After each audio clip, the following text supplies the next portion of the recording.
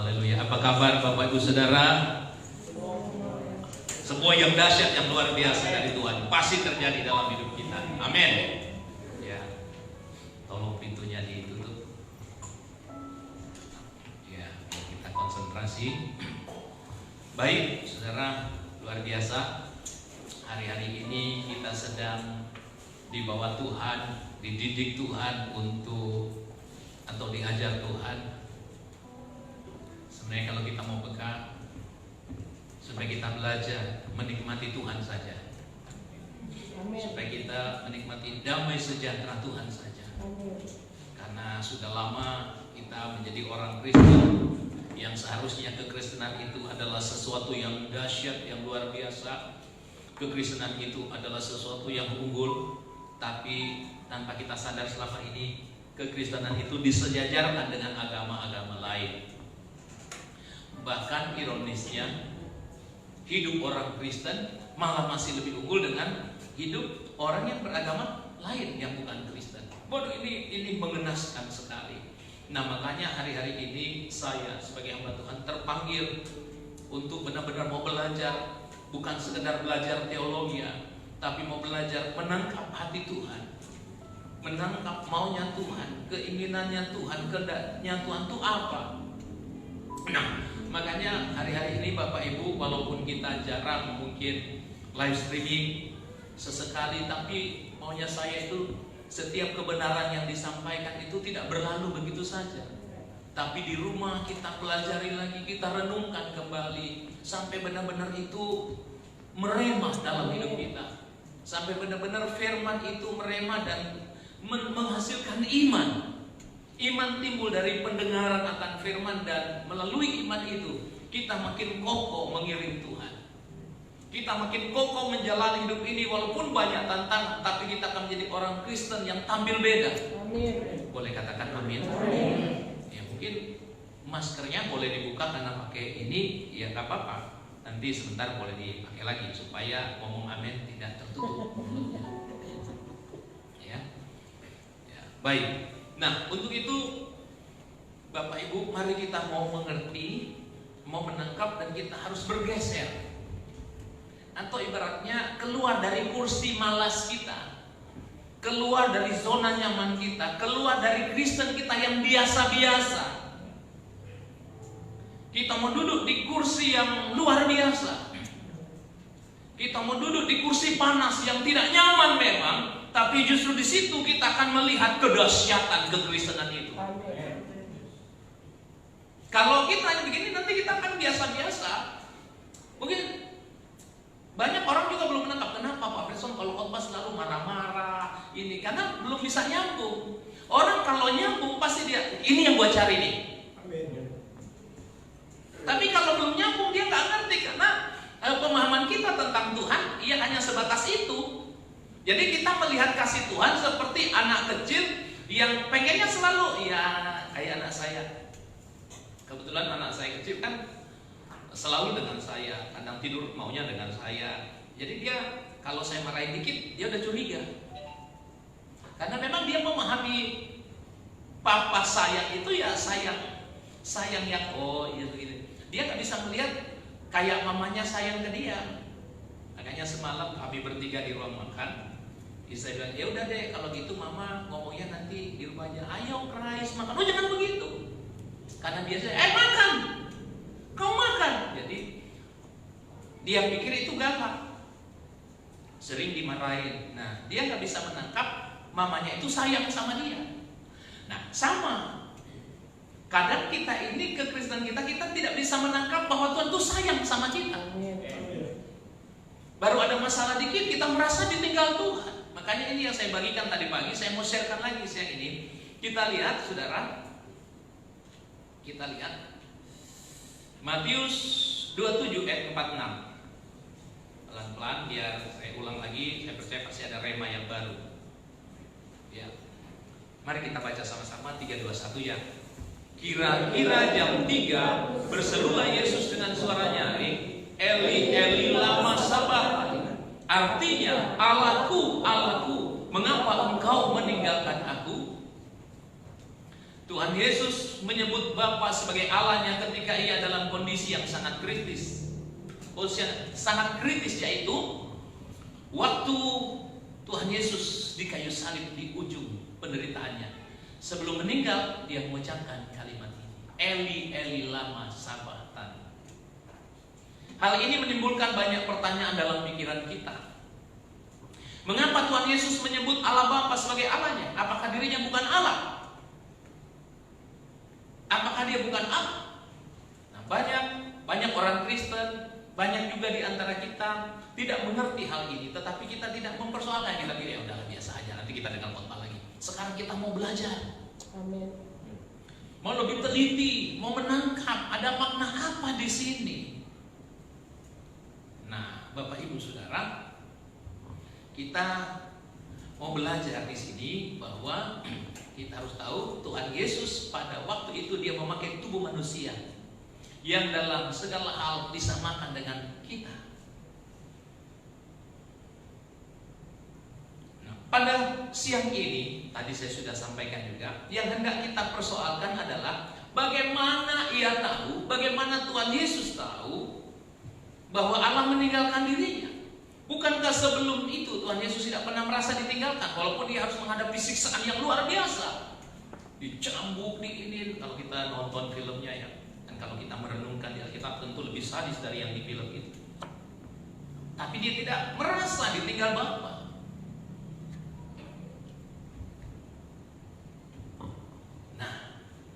Yang saya mau sharekan saat ini, ukuran ditinggalkan bukanlah kemiskinan, kegagalan karir, sakit penyakit, dan lain sebagainya. Itu bukan ukuran ditinggalkan.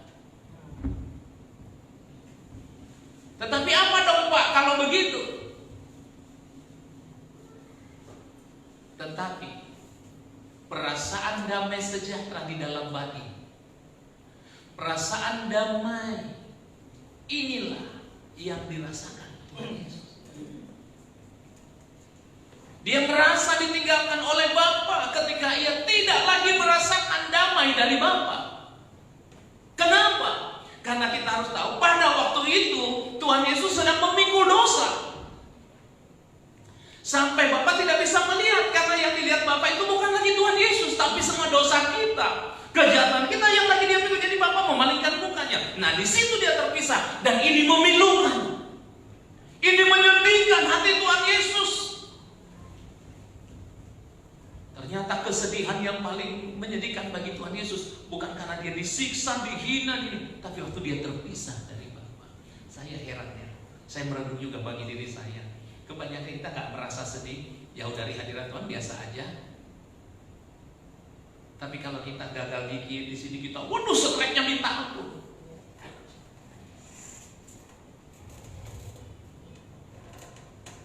Mari siang hari ini kita mau belajar Bapak Ibu, mau naik level kekristenan kita. Jangan hanya Kristen di halaman, Kristen yang biasa-biasa, Kristen yang terbiasa. Oh ini ada masalah, ada mujizat, itu mah anak kecil. Tapi bagaimana kita menjadi dewasa? Kita bisa melihat Bapa di dalam seluruh aspek hidup kita.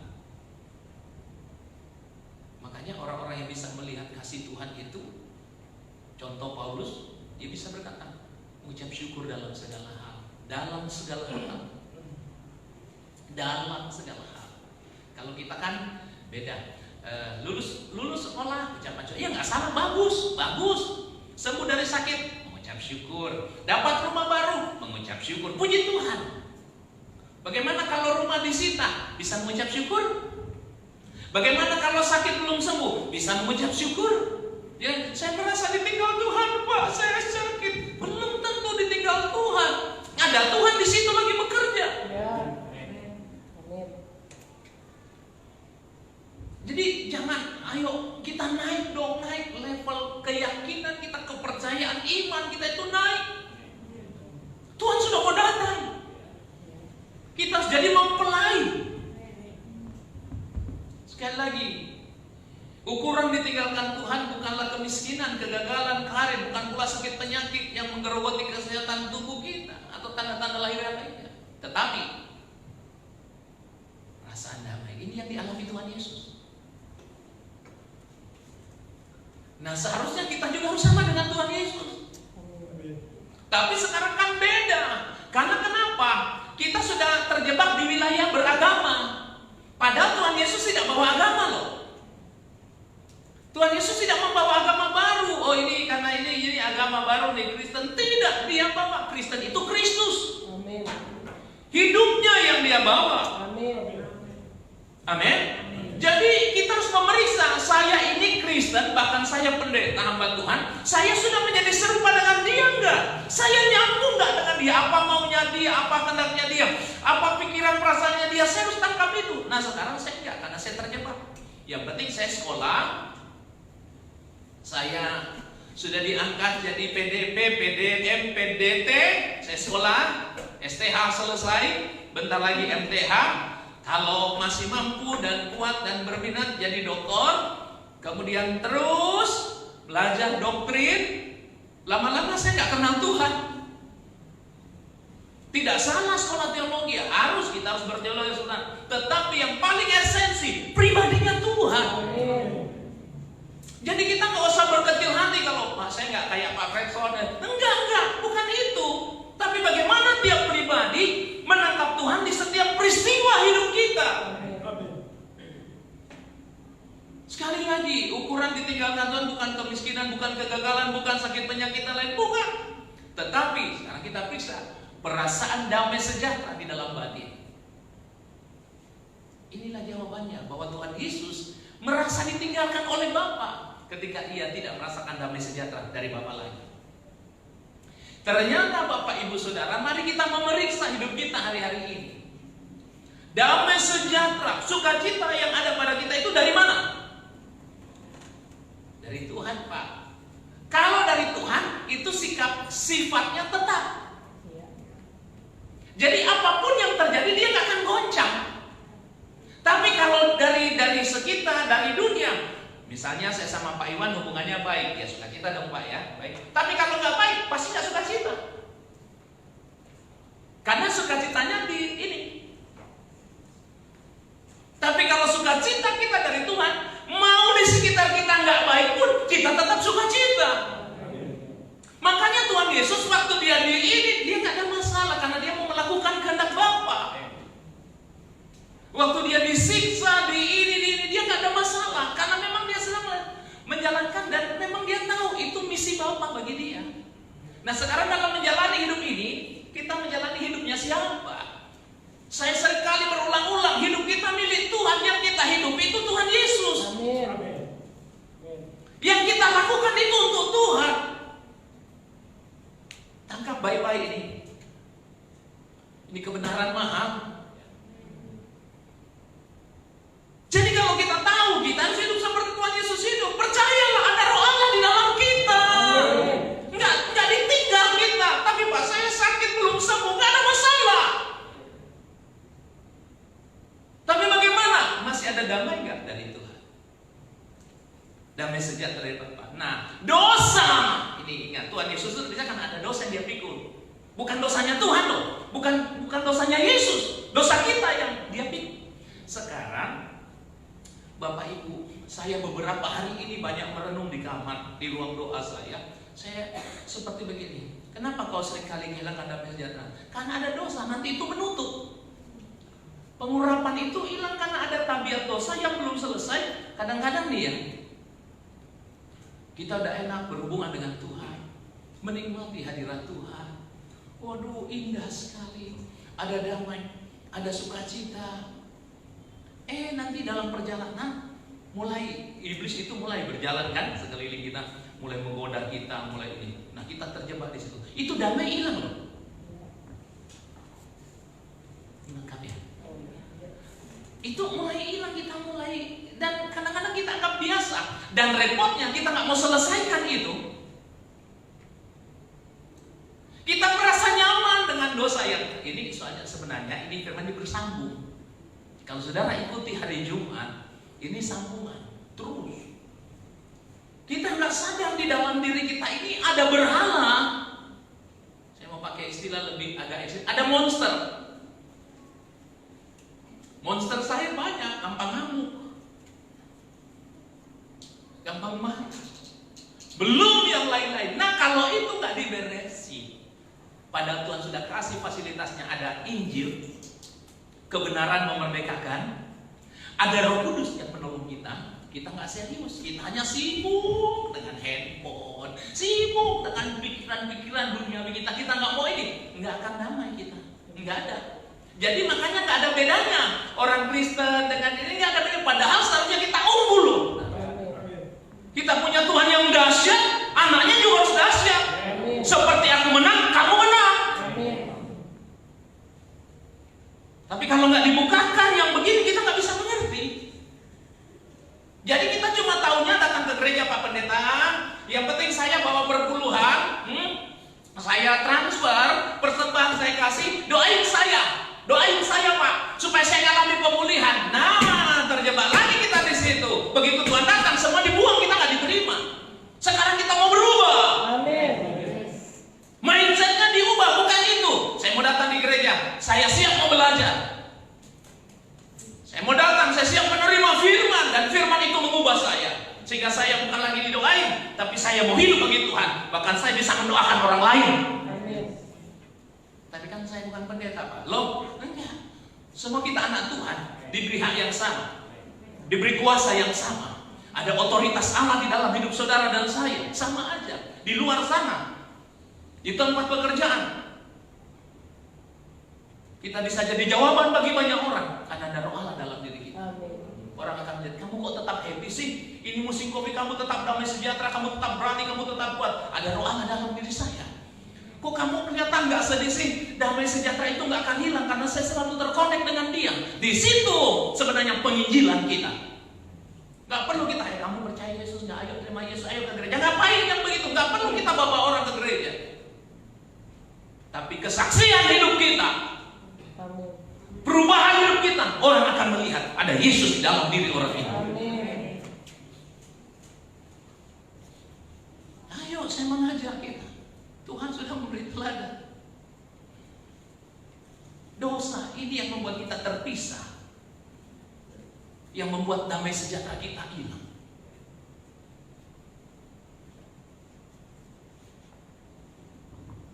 Makanya Paulus, walaupun di dalam penjara, didera, disiksa bersama Silas, di Kisah Rasul 16, mari kita lihat sebentar, kita baca dulu. Ayat 23 mulai.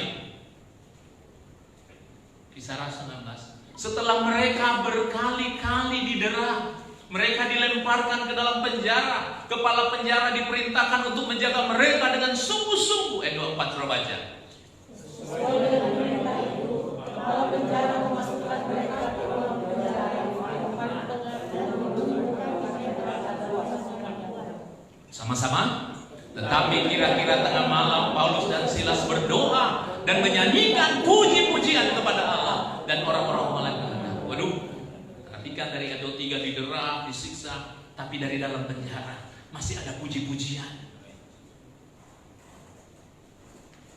Aturannya beda dong. Aduh Tuhan, kami sudah melayani, kenapa begini? Malah di penjara. Saya sudah capek di gereja ini. Kalau misalnya kita implikasikan dalam hidup kita nih ya, saya sudah capek pelayanan di sini, Pak Pretzel nggak peduli sama saya. Dia lupa bahwa ada Tuhan di dalam dia sedang menggarap hidupnya. Saya nggak dihargai di gereja. Mau cari penghargaan manusia atau Tuhan? Ayo kita mau mengerti, mau dibukakan nih lewat rahasia ini, dibukakan. Mau dibongkar borok-borok kita, kita masih jelek. Tapi biarlah firman ini mendandani manusia kita. Batinnya kita dibaharui dari hari ke hari. Walaupun manusia lahir kita merosot, tapi batinnya kita dibaharui. Ada firman yang dahsyat. Nah makanya saudaraku, Paulus bisa memuji Tuhan dari dalam penjara. Aturan responnya beda. Nah kalau kita mengerti kebenaran ini, nanti respon kita jadi beda. Iya, saya dicuekin aja di gereja ini, tapi justru lewat dicuekin saya makin mengenal Tuhan. Saya makin akrab dengan Tuhan. Saya makin intim dengan Tuhan. Ayo puji Cek. Yang lama. Melalui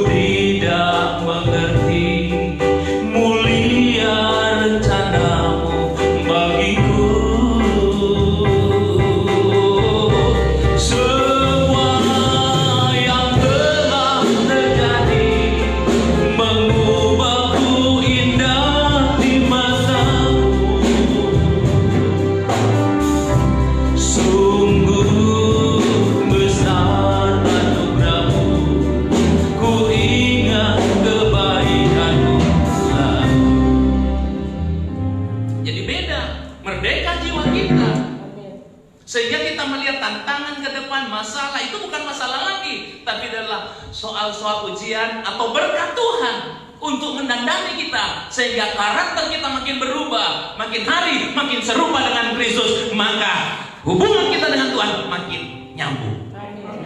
Dan nyambung dengan Tuhan, orang mau ludahin muka kita, mau maki-maki kita, kita tetap senyum. Saya juga belum masuk toilet, tapi saya mau praktek. Dan banyak sekarang hinaan, fitnahan, saling mengini, saya dijelekin, ya nggak ada masalah. Masa kita mau ngamuk kayak dulu lagi, manusia lama berarti saya mau naik level sekarang. Saya bilang, Tuhan, saya mau mengenakan Engkau.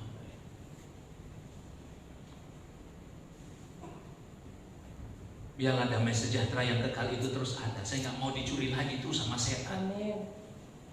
Iblis maunya mencuri, padahal kita ini Bapak Ibu Saudaraku. Sebenarnya nanti banyak hal yang kita mau jelaskan. Waktunya sangat terbatas, tapi nanti ke depan kita akan mulai bentuk PA supaya dijelaskan ini dasar-dasar ini, supaya kita mengerti. Bagaimana Tuhan mengembalikan manusia pada rancangan semula. Manusia sudah terpisah dari Allah, melalui Tuhan Yesus terus dihubungkan kembali. Nah, kita masuk ke wilayah hidup itu, hidup yang dahsyat, hidup yang luar biasa. Hidup dalam persekutuan dengan Allah. Suatu saat nanti kita akan hidup bersama dengan Dia secara nyata. Sekarang masih kayak bayang-bayang, kita cari Tuhan, kita berdoa, kita cari wajah Tuhan. Belum terlalu nyata, tapi suatu saat nanti kita akan hidup bersama dengan Dia.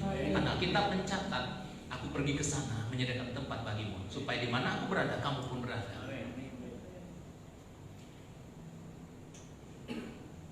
Nah, sekarang kita hidup di dunia ini, kita mau cari apa? Saya mengajak, mari kita cari Tuhan. Aduh Pak, kalau begitu gimana nanti? Kita malah jadi enak. Semua yang kita kerjakan, apapun profesimu. Anak-anak masih sekolah dengan baik, itu kita sekolah itu untuk Tuhan. Kita bekerja itu untuk Tuhan. Kita lakukan semua untuk Tuhan. Wujud pengabdian kita. Nah, di situ nanti kita akan berproses. Karena dulu saya belum mengerti, masih bego, bodoh. Jadi dikit-dikit ngamuk, marah, di jalan ngamuk, di tempat kerjaan dulu saya marah. Padahal di situ sebenarnya Tuhan lagi mau bentuk kita. Tuhan mau didik kita. Nanti kelihatan karakter Kristusnya. Kadang hubungan suami istri, saudara, ya ngelihat, waduh kok istri saya jadi agak begini. Saya diam. Dulu saya marah. Tuhan mau bentuk saya lewat sikapnya Dia seperti itu. Saya belajar diam. Karena saya nggak mau terganggu sukacita saya, Tuhan. Saya tahu kalau ini terganggu, pasti itu kan jadi berhala. Kalau saya nggak bisa tidur, ya, karena banyak pikiran yang akhirnya membuat saya ngedrop, itu berhala. Contoh begini. Aduh, kenapa ya ini gereja kok belum bisa ibadah lagi, terus saya mikirin terus nggak bisa. Itu berhala. Kelihatannya bagus kan, pendeta harus supaya ada ibadah dong, jemaat. Enggak begitu.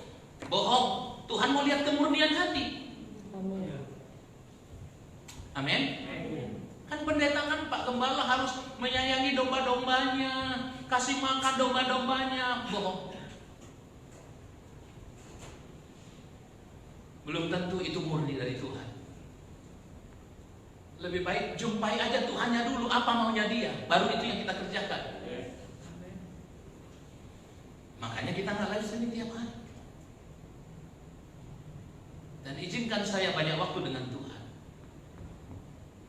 Kalau Tuhan berkenan, tahun ini juga saya dan istri pengen cari rumah sendiri. Ini lagi cari, saudaraku. Ada sedikit berkat, ada rumah di kampung dijual. Pengen cari sini supaya saya lebih fokus. Nanti di gereja kita doain siapa yang mau jaga di gereja. Gak apa-apa, saya percaya di tempat Tuhan udah kasih buat kita. Nanti ada kali Pak Okta sama Ibu Hana nanti jaga di sini. Ya, lebih banyak waktu Bang. Itu saudaraku, atau siapa saudara yang siapa, saya siapa jaga gereja, tapi rohnya harus kuat. Minimal bisa ngimbangi, dia bisa. ini. Kalau nggak nanti dilalap musuh kita. Nanti bukannya api hadirat Tuhan, malah api hadirat yang lain. Atau Pak Wagiman mungkin off dulu Tegal ke Cirebon, silakan Pak, sama Ibu di sini. Ya Pak, saya pengen ini supaya saya lebih fokus, supaya saya bisa memberi makan kenyang. Kalau enggak kan nanti makanannya basi om, kayak nasi goreng udah kemarin. Harus fresh, tiap harus ketemu Tuhan. Apa yang Tuhan mau sampaikan? Manusia hidup bukan dari roti saja, tapi dari setiap firman yang ada kata yang terpotong di situ. Firman yang sedang keluar dari mulut Allah. Firman yang rema. Firman yang sedang keluar. Nah kalau kita nggak cari wajah Tuhan, bagaimana kita bisa mengerti? Kalau cuma mau berkhotbah ya ilmu teologi ya bisa ini nanti pindahin pengetahuan, tapi kan menangkap hatinya Tuhan. Nah untuk itu kembali ke tadi, tolong diperiksa Bapak Ibu, damai sejahtera kita ini dari Tuhan atau saya aja masih belajar. Saya kadang-kadang ya kenapa saya nggak suka cita, saya mau emosi nih, saya kayak hampa, kering nih, kayak mulai takut, khawatir. Waduh. Tapi dari sini saya belajar, oh ternyata Tuhanku dahsyat. Tadi pagi selesai ibadah pertama, ada satu ibu nggak salaman tadi, cuma deketin saya, dia bilang begini, Pak Fredson, saya semalam mimpi Bapak meninggal, saya nangis Pak, dia bilang tadi. Saya bilang, oh puji Tuhan. Ya, dari satu sisi saya senang karena saya udah mau ketemu Tuhan Yesus. Tapi dari satu sisi, ketemu gak gua ya? Terus mulai kepikiran, anak istri saya, oh dia milik Tuhan. Gak mungkin Tuhan gak pelihara.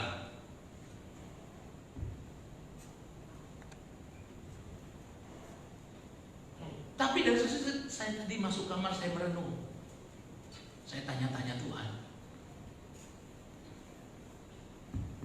Dari situ saya harus lebih serius lagi dengan Tuhan. Berarti ini udah lampu kuning. Ntar lagi lampu merah, artinya game, stop, habis.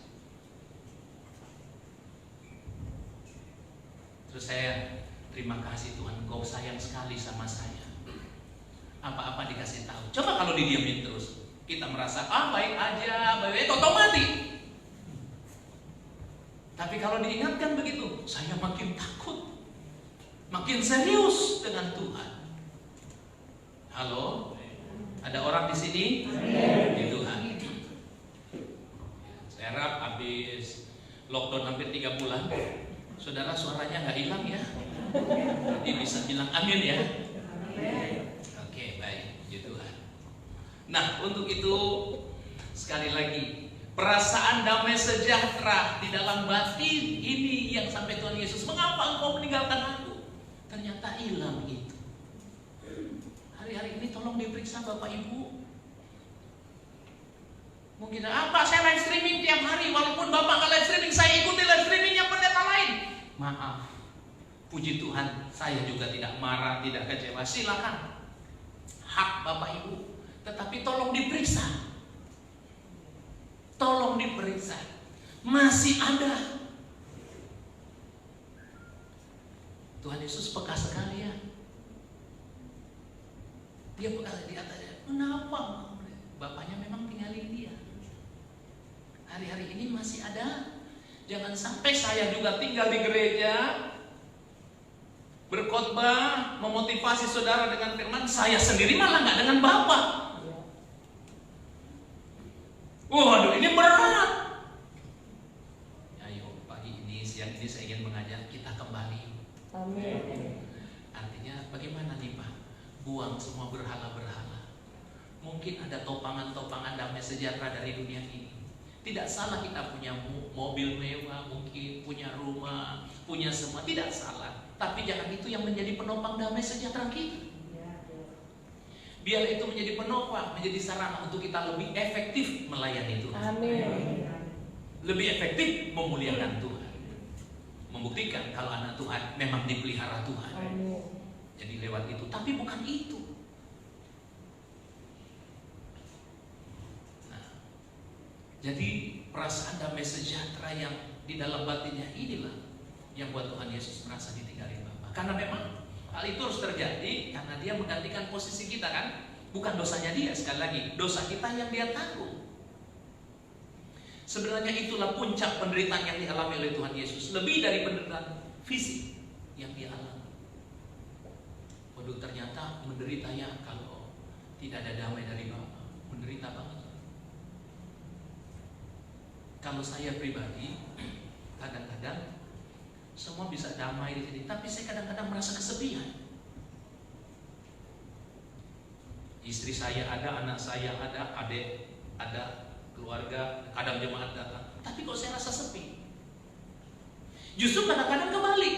Pada waktu saya bertugas di Palu atau di Palangka atau dimanapun, saya ada happy. Karena saya banyak doa. Saya banyak persiapan. Tuhan tolong. Jadi tetap wah damai. Percaya istri anak dijaga Tuhan, dipelihara Tuhan, jemaat dijaga Tuhan. Tapi justru kadang di sini saya agak sepi. Kenapa? Hati-hati. Mohon maaf Bapak Ibu, bukan mau sombong. Tiap hari saya pasti berdoa. Tapi belum tentu tiap hari bisa ketemu Tuhan. Nah, apalagi kalau kita yang cuma mohon maaf sibuk dengan handphone, sibuk dengan urusan-urusan lain, tidak mau serius mempersoalkan, memperkarakan yang di dalam ini. Waduh, saya udah gak bisa ngomong.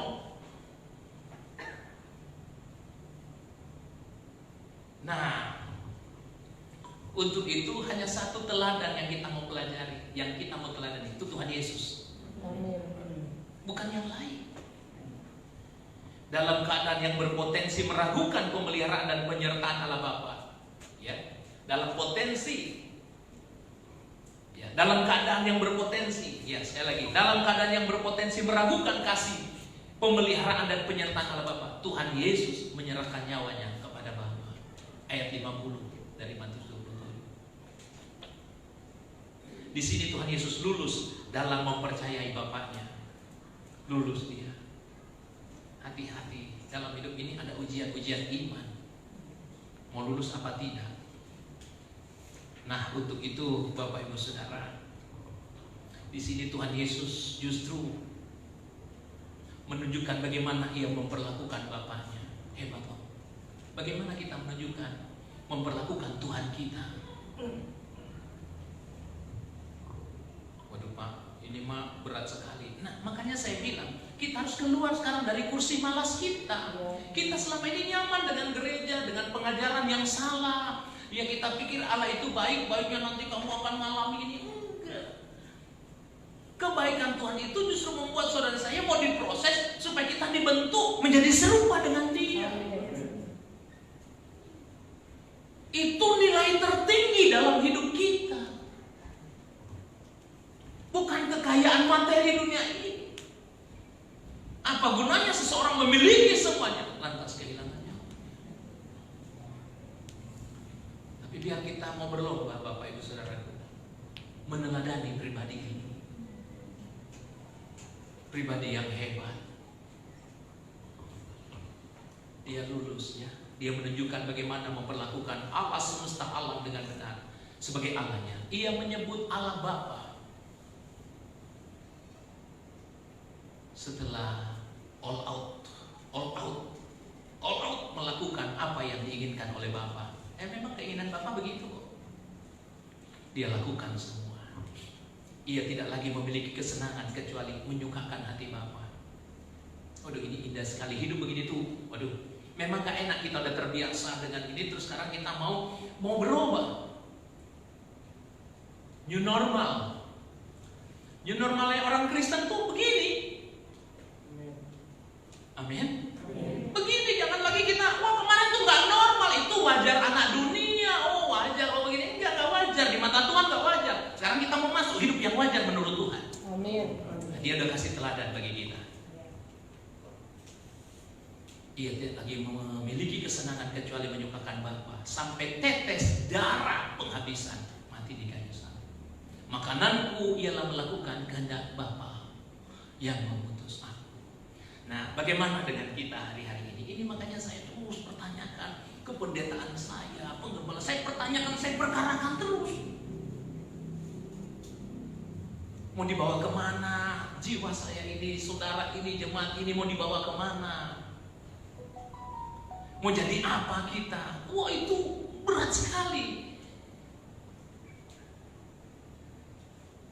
Nah, kalau kita udah ngomong begini terus jemaat juga nggak mau ngerti. Aduh Pak, maaf nggak nyambung. Saya carinya pemulihan ekonomi, saya carinya ini, saya damai sejahtera kalau ekonomi saya bagus. Ya semua orang juga begitu, anak dunia juga begitu. Anak Tuhan ya bukan berarti kita ekonominya nggak bagus, harus bagus. Tapi itu karena tanggung jawab. Tapi banyak orang Kristen nggak bertanggung jawab. Hidupnya sembarangan, mengelola uang tidak pintar, begitu habis baru datang minta pemulihan ke Tuhan. Nah ini kan kekanak-kanakan. Tapi kita mau jadi orang dewasa. Kelolalah dengan baik apa yang Tuhan percayakan buat kita, meningkat, bermultiplikasi, naik terus. Untuk apa? Untuk kita lebih efektif melayani Tuhan. Saya katakan sekali, untuk kita lebih efektif membela pekerjaan Tuhan. Idealnya saudara di sini harus kaya semua. Harus jadi orang kaya supaya kita akan lebih gampang. Tahun ini juga kita akan bayar tegal lagi. Mungkin kita pindah tempat karena itu tempat sudah tidak bisa dipakai. Kita harus butuh uang. Nah, siapa yang mau bela proyek Bapak ini? Kalau bukan kita. Nah, saya nggak boleh. Ayo menabur supaya diberkati. Ya, itu juga salah lagi. Ayo sekarang bagaimana kita membuktikan seperti Tuhan Yesus all out? Kita mau all out nggak? Kita sadar kalau apa yang semua pada kita itu milik Tuhan. Halo? Ayo mindsetnya diubah. Supaya kita dengan Tuhan hubungannya bukan lagi ini saya itu enggak, kita di dalam dia di dalam kita. Apa yang Bapak punya anak. Dan apa maunya Bapak, anak harus lakukan. Seperti Tuhan Yesus. Kira-kira menangkap kan? Ya, pelan-pelan ya. Baik. Nah, pelajaran mahal apa yang dapat kita petik dari kisah ini? Atau dari fragmen ini? Apa yang kita petik pelajaran yang mahal apa? Saya catat di sini bahwa damai sejahtera, sukacita, damai sejahtera harus dirasakan secara nyata dari Allah Bapa. Tanpa bantuan, topangan atau dukungan atau fasilitas apapun. Makanya Bapak Ibu ya, saya juga pernah melihat ada loh hamba-hamba Tuhan yang udah dihina saya dulu waktu tinggal di Jakarta, saya lihat ada satu sesama udah dihina, difitnah, bahkan aduh luar biasa. Tapi dia tetap apa ya? Tetap damai. Saya sampai bilang gini, oh gimana? Kamu mau menyenangkan Tuhan ya, Fredson? Waduh, kalau saya nggak kuat. Nah makanya kita dilatih, tentu Tuhan nggak mungkin langsung kasih beban. Ini panggul 100 kilo nggak bisa. Sedikit demi sedikit. Makanya setia dalam perkara kecil Tuhan tambahkan lagi. Nah beban itu pun Tuhan nggak langsung taruh. Ini langsung ujiannya. Enggak. Sesuai dengan kapasitas masing-masing. Nah di situ mari kita mau belajar. Coba Pak, lagu tadi di Bocel tadi yang saya suruh pelajari. Mau nyanyi. Bagus nyanyi. Tuhan aja aku mengerti, dengan rela ku menerima kehendak Bapa di surga. Ku penuhi semua, ku akhiri jalan hidupku untuk mengikut Yesus Tuhanku. Ku hidup hanya menggenapi rencana-Mu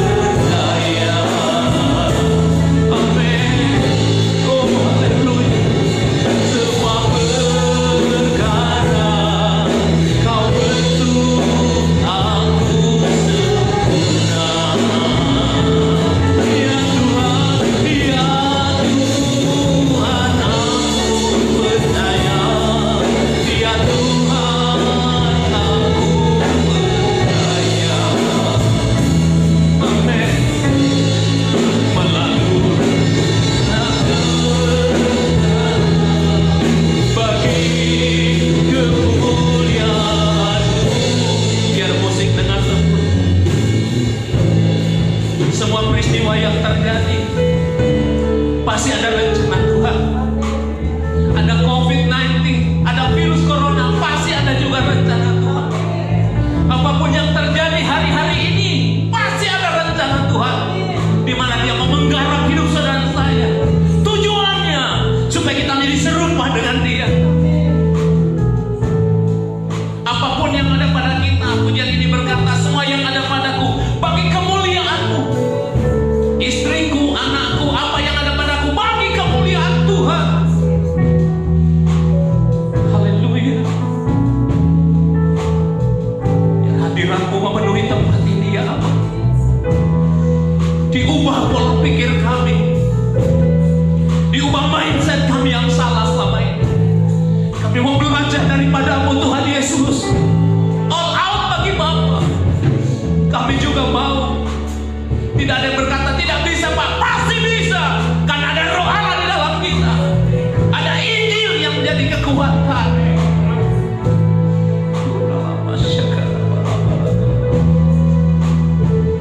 Mari mulai bangun hubunganmu dengan Tuhan, saudara. Periksa hati. Mungkin selama ini damai sejahtera bukan dari Tuhan, tapi dari hal-hal di sekeliling kita. Itu semua akan hilang lenyap karena dunia ini sedang digoncang. Tapi ada satu kerajaan yang tidak tergoncangkan, itu kerajaan Allah, kerajaan Tuhan kita Yesus Kristus. Hampiri Dia, bangun hubungan dengan Tuhan, perbaiki hubungan kita dengan Tuhan, maka kita akan menjadi Kristen yang tampil beda di tengah-tengah dunia yang gelap ini. Kita akan bersinar menjadi terang bagi kemuliaan Tuhan.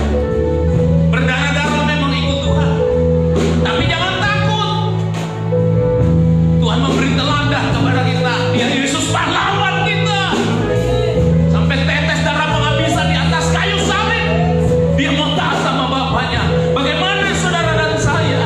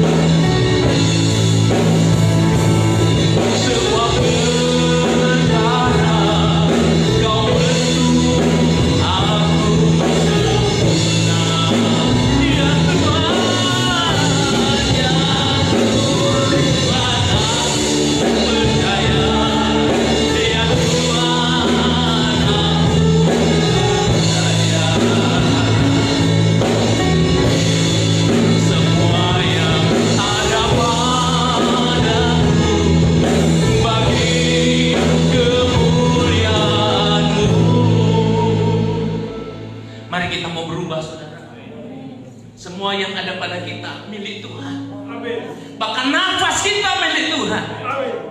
Jadi kalau masih dipercaya, diberi nafas, kita hidup, mari kita lakukan semua untuk memuliakan Tuhan. Amin. Gairah kita mulai dirubah. Tadinya kita bergairah bagi dunia, sekarang kita mau bergairah bagi Tuhan Yesus. Percaya, gak mungkin jadi miskin saudara. Gak mungkin dibiarkan Tuhan, pasti kita dibela Tuhan.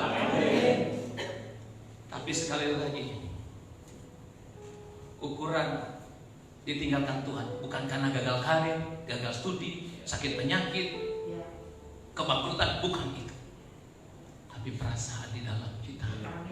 Mari kita periksa ini, saudara. Saya ingin mengajak, hidup kita tidak lama. Sekali lagi, tadi ada satu ibu bilang ke saya, Pak Fredson, semalam saya mimpi, Pak, saya nangis, Pak. Dia bilang, siapa lagi yang mau bimbing saya? Saya bilang, nanti pasti Tuhan siapkan pengganti. Saya berperkara, saudara. Saya berperkara. Hari-hari ini saya benar-benar, apakah mungkin Tuhan sudah, mumpung saya lagi bagus, supaya saya nggak hilang? Saya banyak masih berperkara, tapi saya mau serius Tuhan. Saya nggak mau main-main. Saya diberi tanggung jawab untuk membawa saudara kepada Tuhan. Dimulai dari diri saya dulu.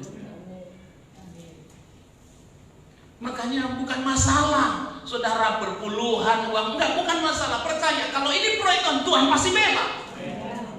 Bukan itu yang utama. Hati kita yang utama, kita kasih kepada Tuhan untuk diubah oleh Tuhan menjadi serupa dengan Dia. Kalau memang udah stop, tahun ini selesai, Desember selesai, BFA Cirebon tidak ada lagi, bersyukur. Kita mau nurut apa yang Dia mau. Sudah nggak ada waktu lagi kita mau main-main sekarang, kita mau serius. Kalau kita mau belajar mengenalkan kebenaran ini, nanti persahabatan kita jadi enak. Nggak ada lagi curiga ini nggak ada. Kita hatinya jadi tulus. Halo? Jadi tulus, mengasihi, kita mengampuni, kita menerima orang lain apa adanya. Dalam kekurangannya kita bisa terima dia. Tapi Pak, dia masih hidup dalam dosa. Ya kita tegur, kita kasih tahu, tapi orangnya kita terima. Itu Tuhan Yesus begitu. Amin, saudara. Kita mau belajar. Hendaknya kita tidak merasa ditinggalkan Tuhan hanya karena gagal bisnis, gagal karir, sakit, dan lain sebagainya. Tapi ironisnya sekali lagi, ya, walau tidak lagi merasakan damai sejahtera dari Allah Bapa, tapi kita tidak menyadari keadaan tersebut. Ini makanya kita diingatkan siang ini. Jangan-jangan kita mungkin, saya walaupun COVID juga pekerjaan saya masih baik. Mungkin semua baik, tapi hubunganmu bagaimana dengan Tuhan? Damai sejahteramu dari Tuhan atau dari siapa? Ayo, saya mengajak kita semua yuk siang hari ini. Kita mau ketentraman jiwa kita karena Tuhan. Amin. Dan Tuhan itu selalu setia. Dia nggak pernah tinggalkan kita, saudara. Dia panjang sabar. Kok Bapak ngomong gitu? Saya alami. Saya ini manusia jahat. Saya masih suka bikin dosa. Tapi Dia sabar sekali. Dia mengampuni, Dia sabar, Dia menunggu terus. Sama. Kita di tempat ini, Tuhan sabar sama kita. Dia sayang sama kita. Maka Dia ingatkan firman ini buat kita. Supaya Marina, kamu kalau nikmati damai sejahtera dunia, capek kamu, lelah kamu, maka Tuhan Yesus, marilah kepadaku semua yang berbeban berat, yang letih lesu, aku memberikan kelegaan kepadamu. Ini maksud. Ayo datang kepada Tuhan. Memang Dia tidak kelihatan, tapi Dia ada. Amin. Ingin mengajak jemaat BFA Cirebon, kita semua, ayo kita kembali. Amin. Saya ingat dulu Pak Agung awal-awal di Cirebon kami sampai ke Bandung. Carilah aku maka kamu akan hidup. Ini yang dikotbahkan beliau selalu. Makanya dulu kita nggak ada jurus lain, nggak ada teologian. Kita hanya cari Tuhan, doa puasa. Dulu begitu, puasa 3 hari, puasa 15 hari, puasa 40 hari. Cuman itu, cari wajah Tuhan. Bodoh-bodoh nggak terlalu ngerti, kita nggak terlalu banyak mengenal teologi, doktrin, nggak terlalu kenal. Tapi kita polos cari wajah Tuhan. Bahkan saya ingat dulu Pak Agung khotbah di Gracia. Pak Wagiman datang dari Bandung juga ya, jadi tim doa. Saya ingat ada mujizat banyak. Salah satunya adanya Ibu Sembiring, Pak Bangun. Waktu dia ikut, waktu itu dia kesaksian, dia tuh ngalami satu kelegaan, ngalami satu kemerdekaan dan sembuh. Waktu itu dia saksi. Saya diceritain sama Bapak almarhum, apanya Pak Pop tadi cerita, Pak Beta, itu adik kita itu ngalami itu waktu KKR dia. Luar biasa, cuma cari Tuhan. Sekarang kita mau kembali ke situ. Amin. Cari aku maka kamu akan hidup. Sukacita kita bukan dari dunia ini, dari Tuhan Yesus. Dan saya ingat khotbah beliau waktu itu. Tuhan tidak punya agenda untuk perempuan pendarahan. Tuhan tidak ada agenda untuk bertindak. Tapi karena mereka cari Tuhan, kejar Tuhan. Sekarang kita mau kejar Tuhan, cari Tuhan. Nanti lihat sesuatu yang dahsyat, yang luar biasa. Damai sejahtera melimpah dalam hidup kita. Walaupun keadaan dunia ini makin tidak baik, tapi kita tetap menjadi orang yang baik karena ada Yesus dalam kita. Amin. Tuhan Yesus memberkati.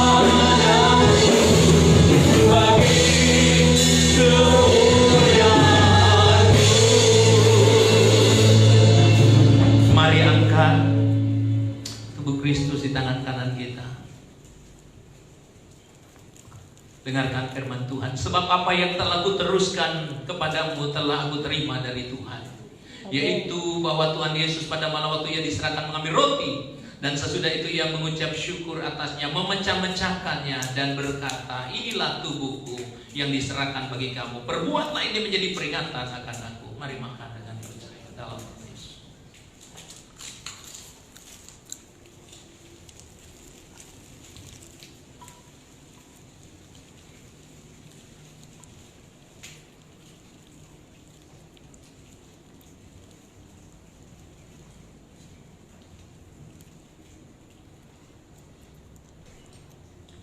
Demikian juga ia mengambil cawan sesudah makan lalu berkata, cawan ini adalah perjanjian baru yang dimateraikan oleh darahku. Perbuatlah ini setiap kali kamu meminumnya menjadi peringatan akan aku. Sebab setiap kali kamu makan roti ini dan minum cawan ini, kamu memberitakan kematian Tuhan sampai ia datang. Mari minum dengan percaya. Terima kasih dalam nama Yesus.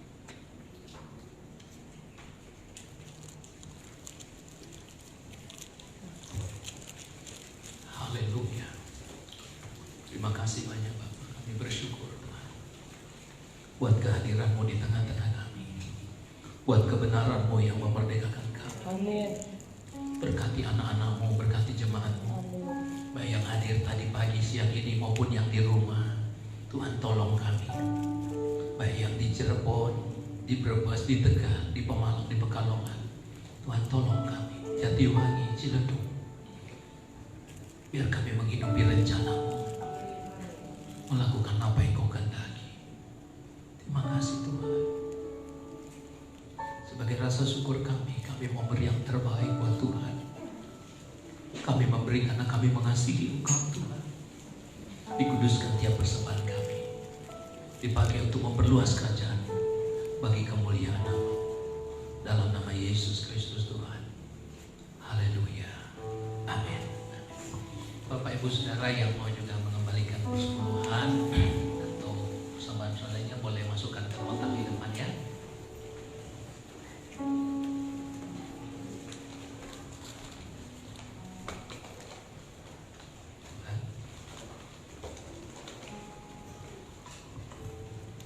Baik Bapak Ibu Saudara, terima kasih buat kehadirannya.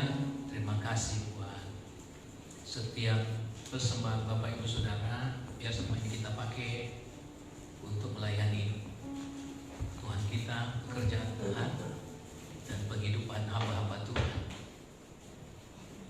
Pengumuman di BFA Tegal sudah mulai jalannya Pak, Pondok Daud, Resel dan lain sebagainya. Tapi pada minggu belum.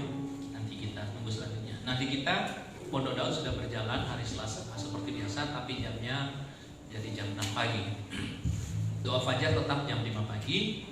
Freezer kita masih menyesuaikan. Misalnya di tempat yang belum memungkinkan, jangan dulu, karena nanti malah tidak jadi berkat, malah jadi batu sandungan. Nah untuk itu kita fleksibel ya, fleksibel saja. Kemudian minggu depan kita masih ibadah, belum ada perubahan seperti ini. Nanti next, karena ini masih musim begini, jadi suatu saat masih bisa berubah. Tapi minggu depan kita masih ibadah jam 8, jam 10 dan live streaming masih terus berjalan live streaming kita. Di luar ada basar bagi Bapak Saudara yang mau mensupport dana pembangunan kita, boleh ikut basar di samping kiri saya. Ini saja mungkin pengumuman. Tuhan Yesus berkati kita semua, tetap semangat. Mari bangkit berdiri. Kami kembalikan Tuhan segala pujian, hormat dan syukur kami bagimu di tempat yang mati. Kau Raja kami, Kau Tuhan kami.